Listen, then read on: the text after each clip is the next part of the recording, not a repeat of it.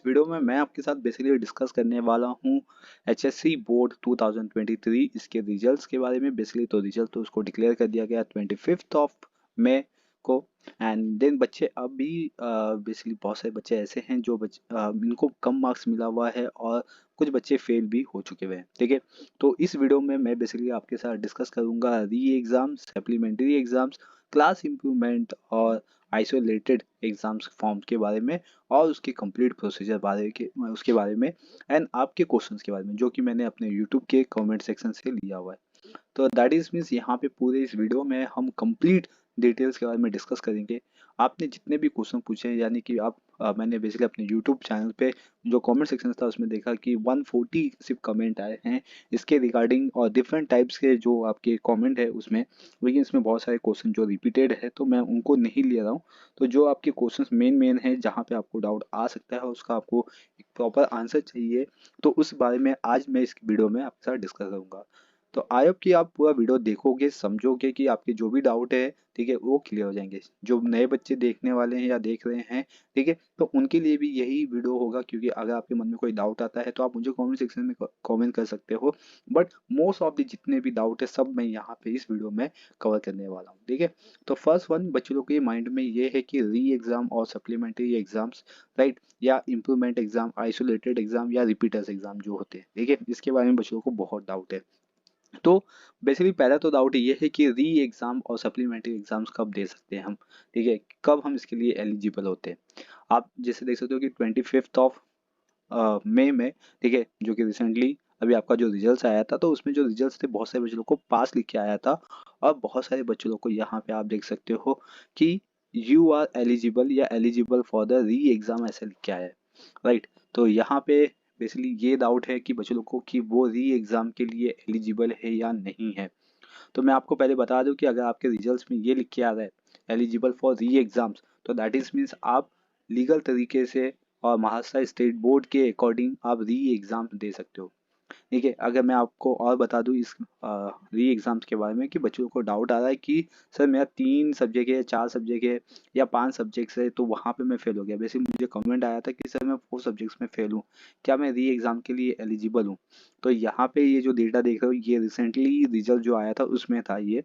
एक बच्चे ने मुझे टैग करके इसमें पूछा था कि सर क्या मैं री एग्जाम्स के लिए एलिजिबल हूँ, या मैं इम्प्रूवमेंट एग्जाम दे सकता हूँ, या क्या कर सकता हूँ, मुझे ये बताइए सर। तो मैंने उनको कमेंट करके समझा दिया, लेकिन ऐसे बहुत सारे बच्चे जिनको अभी तक समझ में नहीं आया हुआ है।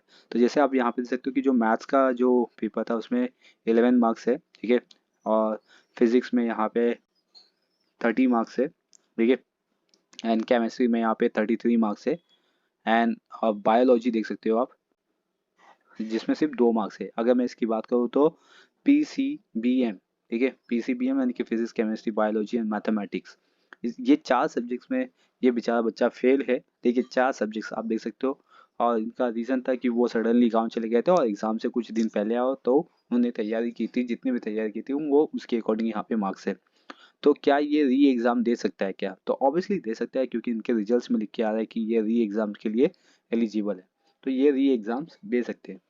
याद रखिए कि जो री exam, supplementary exam, improvement exams ये सब हो रहे हैं, या रिपीटर्स के जो एग्ज़ाम्स हो रहे हैं, तो बेसिकली इसके अंदर आपको जो असाइनमेंट होते हैं या प्रैक्टिकल होते हैं या जर्नल होते हैं, वो आपके जो क्लास 12 के अभी जो रिसेंटली एग्ज़ाम हुए थे फेब मंथ से, वहाँ से मार्क्स उठाया जाता है।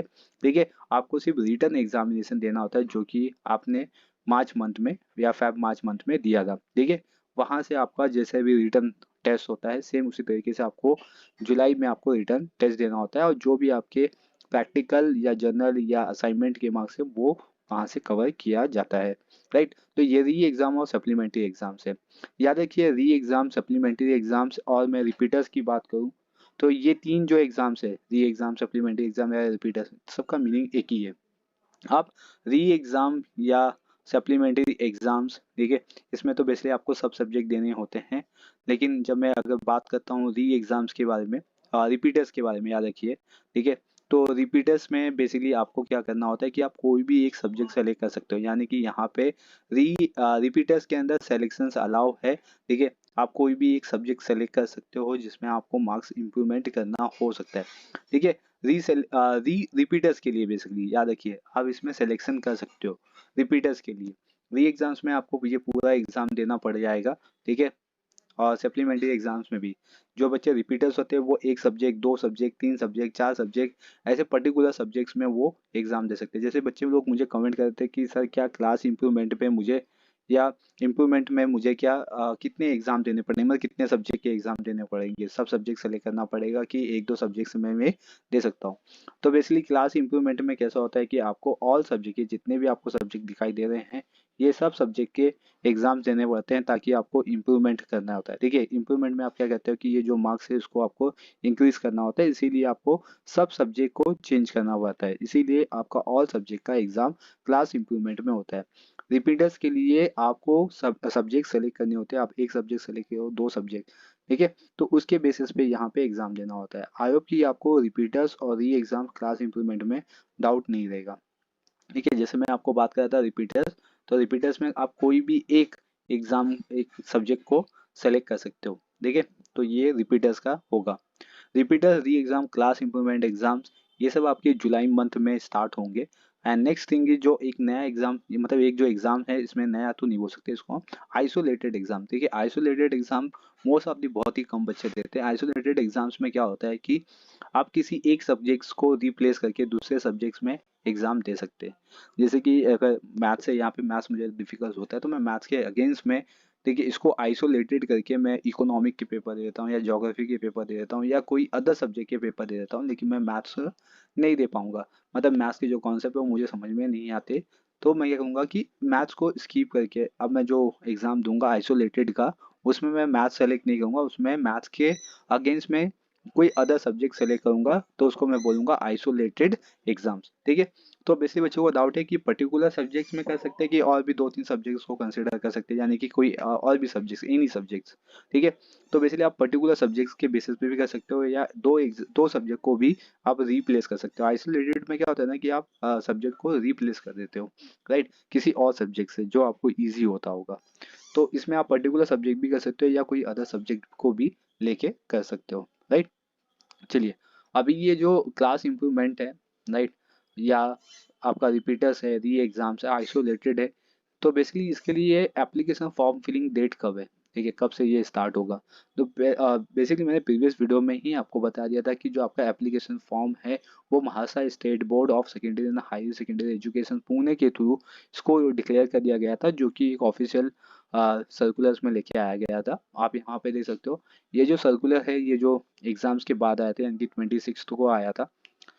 एंड देन यहाँ पे आप देख सकते हो कि जो आपके नियम शुल्क है, नियम शुल्क मतलब क्या होता है कि मतलब कि जो नॉर्मल फीस है, जो भी आपको फीस लगेगी उसके अंदर, और जो आपका फॉर्म फिलिंग डेट है वो स्टार्ट होगा 29 मई से एंड एंड होगा उसका 9 जून तक, राइट।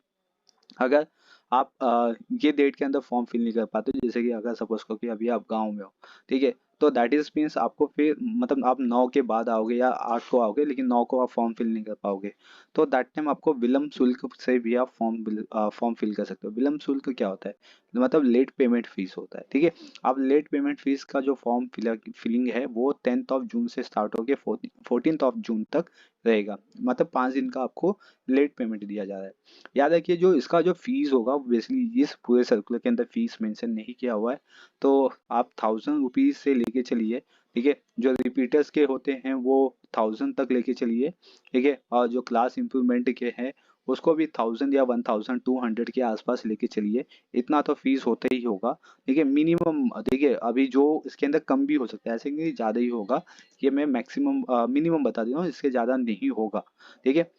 इससे कम ही होना चाहिए, राइट। और जो लेट पेमेंट फीस है उसमें आपका 100 रुपीज़ या 150 एक्स्ट्रा चार्जेस होते हैं। ये सब आपको कॉलेज वाले ही बताएंगे, देखिए आपको मैं बस इतना बता रहा हूँ कि इतने फीस हो सकते हैं, लेकिन इससे ज़्यादा फीस नहीं होते, लेकिन आप अपने पास अपने अमाउंट को कैरी कीजिए, ठीक है, ताकि आप फॉर्म फिलअप करते समय पैसे का दिक्कत ना झेले, राइट। तो आपको क्या करना है कि 1000 तो लेके जाओगे, लेकिन इससे एक्स्ट्रा अमाउंट लेके जाना ताकि आपको वापस घर ना आना पड़े। हाँ, अगर मैं इसके डॉक्यूमेंट की बात करूँ तो आपको जो रिजल्ट आया हुआ है, ठीक है, ऑनलाइन, उसका एक प्रिंट आउट ले लीजिए, अपना आधार कार्ड ले लीजिए, और ऑब्वियसली उसके बाद आपको और कोई मेरे ख्याल से डॉक्यूमेंट नहीं लगेगा, लेकिन हाँ अपना एक फ़ोटो ले लीजिए ताकि फॉर्म फिलअप करते समय आपको फ़ोटो वहाँ पे स्टिक करना पड़ेगा, क्योंकि बेसिकली आप जिस कॉलेज से हो उसी कॉलेज में आपको एप्लीकेशन फॉर्म फिल करना होगा, क्लास इंप्रूवमेंट आइसोलेटेड, ठीक है। या रिपीटर्स के फॉर्म्स वहीं से फिल करने होंगे। तो ये एक थिंग है। नेक्स्ट थिंग, अगर आप क्लास इंप्रूवमेंट कर रहे हो तो क्लास इंप्रूवमेंट में बेसिकली आपको मैं बता दूं कि इसमें दो बार आप एग्जाम दे सकते हो क्लास इंप्रूवमेंट के अंदर। एक तो आप जुलाई मंथ में दोगे, दूसरा फेब मंथ में दोगे। बेसिकली बच्चे लोग को ये भी डाउट था कि क्लास इंप्रूवमेंट हम कितनी बार दे सकते हैं। तो बेसिकली मैं आपको बता दूं कि क्लास इंप्रूवमेंट आपको सिर्फ दो बार ही देना है।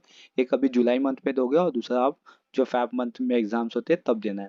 अगर आपने ये दोनों एग्जाम्स मतलब ये दोनों सेशंस के एग्जाम अटेम्प्ट नहीं किए, जुलाई एंड फेब मंथ के, तो उसके बाद फिर आप अटेम्प्ट भी नहीं कर पाओगे, आपको फिर अलाउ नहीं किया जाएगा एग्जाम्स के लिए। आप बोलोगे सर मैंने तो एक बार भी अटेम्प्ट नहीं किया, तो वो जो टाइम पीरियड होता है एक लिमिटेशन, वो लिमिटेशन आपको फेब मंथ तक ही दिया गया है, फेब 2024 तक का। ठीक है, आप अटेम्प्ट करो या नहीं करो, ठीक है, उसमें कोई आपको ये नहीं करेगा। लेकिन आप 24 फैब के बाद अगर आप सोचते हो कि चलो मैं क्लास इंप्रूवमेंट एग्जाम देता हूँ, तो ये पॉसिबल नहीं है, फिर आपको अलाउ नहीं किया जाएगा। ठीक है, तो एग्जाम कब होगा और उसके रिजल्ट्स कब आएंगे? तो जुलाई एंड अगस्त मंथ में आपके एग्जाम होंगे। ठीक है, मतलब कि अगस्त में स्टार्ट भी हो जाएगा या जुलाई के एंड में भी स्टार्ट हो सकता है आपके एग्जाम। तो most of the July and August month में स्टार्ट होंगे। बच्चे लोग की ये भी डाउट है कि सर हॉल टिकट कब तक आएगा? तो हॉल टिकट क्या नया आएगा क्या? तो यस, हॉल टिकट नया आएगा। ठीक है, और वो जुलाई एंड में ही आ जाएगा, यानी कि आपके एग्जाम से 7 डेज पहले ही आ जाएगा। राइट। और बच्चों को डाउट था कि रिजल्ट्स कब आएंगे सब। तो जो रिजल्ट्स है वो मोस्ट ऑफ दी जो सितंबर मंथ है उसमें आ जाएगा, यानी कि जुलाई अगस्त में आपके एग्जाम्स होंगे। देन उसके एक मंथ के बाद ही आपके रिजल्ट्स आ जाएंगे। लेकिन यहाँ पे और भी बच्चों को डाउट है कि सर ठीक है सितंबर मंथ में मेरे रिजल्ट्स आते हैं, तो क्या मैं नेक्स्ट आगे के जो करियर अपने एजुकेशन है, क्या मैं उसमें एडमिशन ले सकते हैं क्या? कॉलेज अपना एडमिशन प्रोसेस स्टार्ट रखेगा। यस, आप जो सितंबर मंथ में रिजल्ट्स आएंगे उसके बाद भी आप एडमिशन ले सकते हो, और आप एलिजिबल होगे एडमिशन प्रोसेस के लिए। और कॉलेज तभी भी अपने एडमिशन प्रोसेस को स्टार्ट करता है फॉर द स्पेशल, ठीक है, क्लास इंप्रूवमेंट रिपीटर्स और आइसोलेटेड एग्जाम्स के लिए। देखिए वो एक अलग एडमिशन प्रोसेस रहता है, वो तब चालू होता है। ठीक है, लेकिन इसके पहले जो अब बच्चे पास हुए हैं जून में जो एडमिशन्स लेंगे, तो उनके लिए भी स्टार्ट हो चुका है एडमिशन प्रोसेस मुंबई यूनिवर्सिटी के थ्रू और अदर कॉलेज के थ्रू। राइट। लेकिन याद रखिए कि अगर आप रिपीटर्स या क्लास इंप्रूवमेंट है, तो आपका जो रिजल्ट है वो सितंबर मंथ तक आ जाएगा। देन दैट टाइम भी आपका एडमिशन प्रोसेस स्टार्ट होगा कॉलेज एंड यूनिवर्सिटी के थ्रू, तो आप एडमिशन ले सकते हो। चलिए, अब आते हैं अपने आपके सवाल और मेरे जवाब के सेशंस पे। ठीक है, ये जो आपके सवाल है वो मैंने आपके यूट्यूब चैनल के कमेंट से लिया हुआ है। ठीक है, तो इसके बारे में हम डिस्कस करते हैं। तो आपके क्वेश्चंस क्या क्या है वो देखते हैं। तो फर्स्ट जो क्वेश्चंस मेरे पास आया था कि सर हमें प्रैक्टिकल एग्जाम भी देना पड़ेगा? यस, आपको कोई भी प्रैक्टिकल एग्जाम नहीं देना पड़ेगा। मैंने आपको इसके बारे में पहले से ही डिस्कस कर दिया कि जो आपके प्रैक्टिकल एग्जाम या जर्नल या असाइनमेंट होंगे वो आपको जो फेब एंड मार्च के मंथ में जो एग्जाम्स हुए थे उससे पहले जो आपके प्रैक्टिकल एग्जाम्स हुए थे वहां से मार्क्स लिए जाएंगे। ठीक है, तो आपको फिर से प्रैक्टिकल एग्जाम नहीं देना पड़ेगा। ठीक है, नेक्स्ट है डिफरेंट कॉलेज से इम्प्रूवमेंट एग्जाम दे सकते हैं क्या? नहीं, आप डिफरेंट कॉलेज से इम्प्रूवमेंट एग्जाम नहीं दे सकते हो। आपने जिस कॉलेज से अपने 12th को कंप्लीट किया हुआ है उसी कॉलेज से आपको इम्प्रूवमेंट एग्जाम भी देने पड़ेंगे। नेक्स्ट क्वेश्चन है कि सर अगर हम री एग्जाम देते हैं तो हमारा एडमिशन आगे होगा या ना? ठीक है, तो अभी तो मैंने इसके बारे में डिस्कस कर दिया कि वो स्पेशल एक राउंड स्टार्ट होता है। इसके बाद है कि सर समझो मुझे इम्प्रूवमेंट एग्जाम में पहले से कम मार्क्स आए, तो हमें इम्प्रूवमेंट एग्जाम का ही मार्क्स कंसिडर करना पड़ेगा क्या? नहीं, यहाँ पे देखिए, यहाँ पे बहुत ही अच्छा क्वेश्चन पूछा हुआ है बच्चे ने कि पहले से कम मार्क्स आए तो मतलब कि अभी मेरा 60 मार्क्स आया हुआ है और मैंने क्लास इंप्रूवमेंट दिया या जो भी रिपीटर्स एग्जाम दिया है, ठीक है, तो उसमें मेरा 50 या 55 मार्क्स आ गया। ठीक है, 50 पकड़ के चलिए एग्जाम्पल। तो वो आप पे डिपेंड करता है कि आपको जो रिजल्ट्स है वो 50 का आगे लेके जाना है या 60 का। तो ऑब्वियसली हर कोई 60 का ही लेके जाएगा। ठीक है, ऐसा कोई जरूरी नहीं है कि आपको 50 का ही रिजल्ट्स आपको आगे शो करना पड़ेगा। ठीक है, जब मुझे ज़्यादा मार्क्स जिसमें मिले हैं उस रिजल्ट्स को मैं आगे लेके जाऊंगा। ठीक है, तो दैट इज मीन्स 60 मार्क्स के जो मेरे रिजल्ट्स होंगे उसको मैं आगे लेके जाऊंगा और 60 मार्क्स ही मेरे आगे के कंसिडर होंगे। ठीक है, नेक्स्ट, सर मेरे मैथ्स में 24 मार्क्स आए हैं और एग्जाम दे सकता हूँ क्या? ये एग्जाम दे सकता हूँ क्या? ये एग्जाम का मतलब था बच्चे का कि इम्प्रूवमेंट एग्जाम। ठीक है, आपको मैंने अभी क्लियर कर दिया कि जो आपका इम्प्रूवमेंट एग्जाम है उसमें आपको ऑल सब्जेक्ट देने होते हैं। अगर आपको कोई एक सब्जेक्ट देने हैं तो आपको रिपीटर्स के फॉर्म फिल करने होंगे। ठीक है, याद रखिए सब बच्चों के लिए मैं रिपीट कर रहा हूँ कि अगर आपको एक सब्जेक्ट या दो सब्जेक्ट या तीन सब्जेक्ट्स के एग्जाम देने हैं तो आपको रिपीटर्स के फॉर्म फिल करने होंगे। अगर आपको ऑल सब्जेक्ट के इम्प्रूवमेंट करने हैं तो आपको क्लास इम्प्रूवमेंट देना होगा। ठीक है, नेक्स्ट क्वेश्चन है कि फिजिक्स एंड केमिस्ट्री में पासिंग कितना है। ठीक है, आपको मालूम है कि फिजिक्स एंड केमिस्ट्री में आपका पासिंग कितना है, क्योंकि ये 70-30 मार्क्स का पेपर्स होता है, तो ये ऑलमोस्ट 100 मार्क्स का पेपर ही हो गया और 100 मार्क्स में आपको 35 मार्क्स ही पासिंग है। ठीक है, अगर मैं प्रैक्टिकल की बात करूंगा तो 25 मार्क्स जो 30 होते हैं तो उसमें से 25 एटलीस्ट पासिंग होता है। ठीक है, अदरवाइज आप ओवरऑल कंसिडर करोगे क्योंकि अब कंबाइंड रूल पासिंग है, क्योंकि इस बार का जो एजुकेशन था कोविड के बाद से ही आपको कंबाइंड रूल पासिंग दे दिया था। ठीक है, याद रखिए कंबाइंड रूल पासिंग में क्या था कि आपको इंटरनल और एक्सटर्नल मार्क्स ऐड करके पास किया जाएगा, यानी कि 35 मार्क्स आपका 100 में से होना ही चाहिए, तो इसीलिए 35 पासिंग है। ठीक है, तो आप इंटरनल और एक्सटर्नल देख लीजिए, ठीक है, आपके कितने मार्क्स आते हैं उसके अकॉर्डिंग आप पास हो। नेक्स्ट क्वेश्चन है आपके लिए इम्प्रूवमेंट एग्जाम जब हम आईआईटी कॉलेज एडमिशन्स में के वक्त तभी कोई प्रॉब्लम नहीं होगा। मतलब यहाँ पे बच्चा बोलना चाहता है कि अगर वो इम्प्रूवमेंट एग्जाम दे दिया है और आईआईटी कॉलेज में एडमिशन लेना चाहता है तो उस समय कोई कोई प्रॉब्लम होगी क्या? नहीं, उस समय कोई प्रॉब्लम नहीं होगी, क्योंकि ये नॉर्मल प्रोसीजर्स है। सबको मालूम है कि बच्चे कहीं ना कहीं फेल हो जाते हैं तो उनको इम्प्रूवमेंट या रिपीटर्स के एग्ज़ाम देने पड़ते हैं, तो इसीलिए इसमें आईआईटी कॉलेज में कोई भी आपको प्रॉब्लम नहीं आएगी। ठीक है, ये नॉर्मल सिचुएशंस है, आप इस पे इतना ज़्यादा पैनिक नहीं होइए। सेकंड क्वेश्चन है यहाँ पे, if someone repeated two subjects and his eligible criteria is got cleared, then will he able to get admission in the engineering college? Yes, ले सकता है। अगर वो दो सब्जेक्ट में अपने आप को इम्प्रूवमेंट कर दिया हुआ है तो वो इंजीनियरिंग कॉलेज में एडमिशन ले सकता है। ठीक है, there is no other problems. ठीक है, आप अपने जो रिपीटर्स के जो रिजल्ट्स आए हैं, सॉरी क्लास इम्प्रूवमेंट के जो रिजल्ट्स आए हैं उसके बेसिस पर आप इंजीनियरिंग कॉलेज में एडमिशन ले सकते हो। नेक्स्ट है कि इम्प्रूवमेंट एग्जाम में हम क्या सिर्फ पीसीएम दे सकते हैं क्या, या हम सब सब्जेक्ट दे सॉरी सब सब्जेक्ट ही देने होंगे, सॉरी। ठीक है, तो बेसिकली आपको इम्प्रूवमेंट में आपको सब सब्जेक्ट देने पड़ते हैं। ठीक है, सिर्फ रिपीटर्स में आप सब्जेक्ट सेलेक्ट कर सकते हो। अगर आपको पीसीएम देना है या पीसीबी देना है या कोई अदर सब्जेक्ट देने हैं तो आपको रिपीटर के ही फॉर्म को फिल करना होगा।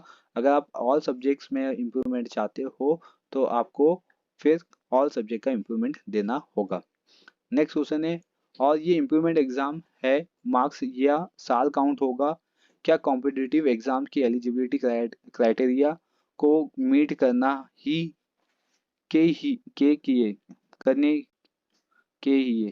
ठीक है, तो बेसिकली क्वेश्चन नहीं समझ में आ रहा, लेकिन ये क्वेश्चन मुझे समझ में आ गया है कि बच्चा ये पूछना चाहता है कि जो इम्प्रूवमेंट एग्जाम्स है, ठीक है, मुझे शायद रीड करने में प्रॉब्लम होगा, लेकिन यहाँ पे क्वेश्चन है कि इम्प्रूवमेंट एग्जाम के जो मार्क्स मिलेंगे क्या वो ये साल काउंट होंगे जो कॉम्पिटिटिव एग्जाम्स होते हैं? मैं आपको बता दूं कॉम्पिटिटिव यहाँ पे एग्जाम बच्चे ने बहुत ही अच्छा क्वेश्चन पूछा हुआ है। अगर अभी आप फेल हुए हो तो भी आप क्या कर सकते हो कि कॉम्पिटिटिव या एंट्रेंस एग्जाम्स दे सकते हो। ठीक है, जो अभी आपके जुलाई सेशन के बाद जो रिजल्ट आएंगे वो जो क्राइटेरिया जो है कॉम्पिटिटिव एग्जाम का आपके पास होने का उतना आपको मार्क्स वहाँ पे चाहिए। मतलब कि अभी मैंने क्या किया, कॉम्पिटिटिव एग्जाम दे दिया, ठीक है, और मुझे कॉम्पिटिटिव एग्जाम में मैं पास भी हो गया, लेकिन कॉम्पिटिटिव एग्जाम का जो क्राइटेरिया है, ठीक है, वो क्राइटेरिया मुझे जुलाई एंड सितंबर मंथ अगस्त मंथ के एग्जाम्स में निकालने पड़ेंगे। ठीक है, तो जाके मेरा वो जो कॉम्पिटिटिव एग्जाम है वो एलिजिबल हो जाएगा फॉर द नेक्स्ट एडमिशन या जो भी आपका फ्यूचर रहेगा। ठीक है, या फ्यूचर डिसाइडेड रहेगा उसके बेसिस पे। समझ रहे हो आप कि अब भी मैंने कॉम्पिटिटिव एग्जाम दिया और मैं अभी फेल हो गया 12th स्टेट बोर्ड में, तो फिर अब मैं क्या कर सकता हूँ कि मैं रिपीटर दूंगा जुलाई में, जुलाई के एग्जाम्स में मैं पास हो गया हूँ। ठीक है, तो जो मैंने एंट्रेंस एग्जाम्स अभी दिए थे उसके लिए मैं एलिजिबल हो जाऊंगा, राइट। तो वो क्राइटेरिया यहाँ पे मीट करना आपको कंपलसरी है। चलिए नेक्स्ट क्वेश्चन देखते हैं, आइसोलेटेड एग्जाम के बाद admission process. Yes, isolated exam के बाद आपका एडमिशन प्रोसेस क्या होगा, आपको जिस कॉलेज में एडमिशन चाहिए जिस फील्ड में चाहिए तो उसमें आप अपना एडमिशन ले सकते हो। ठीक है, तो नॉर्मल प्रोसेस क्या होगा, आपका ऑनलाइन फॉर्म फिलअप ही होता है मोस्ट ऑफ दी, अभी भी जितने भी आपके एडमिशन प्रोसेस होंगे सब आपके ऑनलाइन प्रोसेस होंगे। आपको जिस कॉलेज में चाहिए उस कॉलेज का आपको एडमिशन प्रोसेस करना पड़ेगा, लेकिन वो ऑनलाइन ही करना पड़ेगा। ठीक है, इसमें कोई भी आपको प्रॉब्लम नहीं आएगी। नेक्स्ट है कि sir can I give just one improvement isolated exam to improve my score for grouping? ठीक है, तो बेसिकली यहाँ पे आप इम्प्रूवमेंट एग्जाम्स के बारे में नहीं बोल सकते हो। आप अगर एक सब्जेक्ट के बारे में डिस्कस कर रहे हो तो आप इम्प्रूवमेंट मतलब वन इम्प्रूवमेंट या वन आइसोलेटेड एग्जाम के बारे में अगर डिस्कस करें तो ठीक है, लेकिन आप एक सब्जेक्ट के बारे में डिस्कस करें तो यहाँ पे नहीं, आप इम्प्रूवमेंट एक सब्जेक्ट में नहीं दे सकते हो, आप इम्प्रूवमेंट आप ऑल सब्जेक्ट में दोगे, लेकिन रिपीटर्स के एग्जाम आपको एक सब्जेक्ट में ही देने हैं। ठीक है, हाँ अगर आप ग्रुपिंग के लिए बात कर रहे हो तो यस ये आप एग्जाम दे सकते हो। ठीक है, नेक्स्ट थिंग है कि री एग्जाम देने के बाद क्या हम और फैब में एग्जाम दे सकते हैं? यस, अगर अभी आपने क्या किया कि जुलाई मंथ में एग्जाम दिया फिर भी आपके अच्छे खासे मार्क्स नहीं आए, आपको लगता है कि आप उसको और इम्प्रूवमेंट कर सकते हो, तो आप डेफिनेटली फिर फैब मंथ में भी दे सकते हो एग्जाम्स। ठीक है, नेक्स्ट, क्या हम कॉलेज चेंज कर सकते हैं? नहीं, आप कॉलेज चेंज नहीं कर सकते हो। ठीक है, क्योंकि अदर कॉलेज आपको एडमिशन नहीं देगा किसी भी री एग्जाम या रिपीटर्स या इम्प्रूवमेंट के लिए, आपको आपके ही कॉलेज में ये सब करना पड़ेगा। ठीक है sir, 12th board paper recheck and revaluation पे भी वीडियो बनाओ ना। ठीक है, तो जो मेरा नेक्स्ट वीडियो होगा वो रीचेक और रिवैल्यूएशन पे ही होगा। ठीक है, डेफिनेटली, क्योंकि यहाँ पे मैं आपके लिए जो डेटास लेके आ रहा हूँ, जो कंटेंट लेके आ रहा हूँ, वो आपको एकदम कंप्लीट प्रोसीजर, आपका कंप्लीट डाउट क्लियरिंग पे लेके आ रहा हूँ, ताकि आपको कहीं पे भी कोई भी ऐसा डाउट ना रह जाए कि आपको दूसरे यूट्यूब वीडियो सर्च करने पड़ जाए। ठीक है, जो बच्चे देख रहे हैं वो इनके लिए ये आई होप ये यूजफुल होगा और कंप्लीट इन्फॉर्मेशन होगा। यस, मैं मानता हूँ कि वीडियो थोड़ा सा लेंदी होते जा रहा है, लेकिन अगर आपको कंप्लीट इन्फॉर्मेशन चाहिए तो आपको डेफिनेटली थोड़ा सा टाइम तो देना ही पड़ेगा। ठीक है, नेक्स्ट एक, sir can we change subject in the re exam? No, अगर आप री एग्जाम दे रहे हो तो आप सब्जेक्ट चेंज नहीं कर सकते हो, आप सिर्फ आइसोलेटेड में सब्जेक्ट चेंज कर सकते हो, अदरवाइज री एग्जाम में नहीं कर सकते हो। ठीक है sir, it is compulsory to give improvement exams for all the subjects? Yes, अगर हम इम्प्रूवमेंट के बारे में डिस्कस कर रहे हैं तो आपको ऑल सब्जेक्ट ही देना पड़ेगा और ये कंपलसरी भी है। हाँ, रिपीटर्स में कंपलसरी नहीं है। चलिए, नेक्स्ट क्वेश्चन है आपने जो भेजा हुआ है, ये जो री एग्जाम होंगे उनके क्वेश्चन पेपर कहाँ से आते हैं?